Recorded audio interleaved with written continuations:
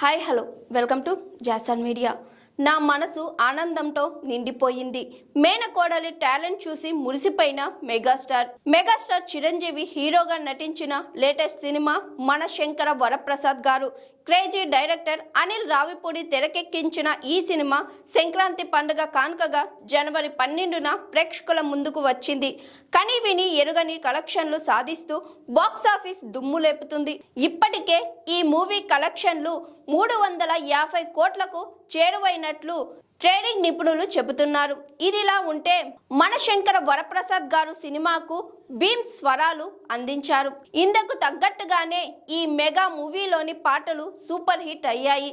మీసాల పిల్ల, Sasirekha hook step songs యూట్యూబ్లో charge బోస్టర్గా నిలిచాయి.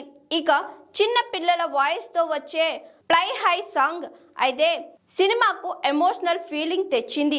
ఇక ఈ సాంగ్ పాడింది మరెవరో కాదు, మెగాస్టార్ మేనకోడలే, చిరంజీవి సోదరి మాధవి కుమార్తె అయిన నైరా. ఈ పాటను ఎంతో లయబద్ధంగా ఆలపించి అందరి మన్ననలు అందుకుంటుంది. ఈ నేపథ్యంలో మెగాస్టార్ చిరంజీవి తన మేనకోడలి టాలెంట్ను చూసి మురిసిపోయారు.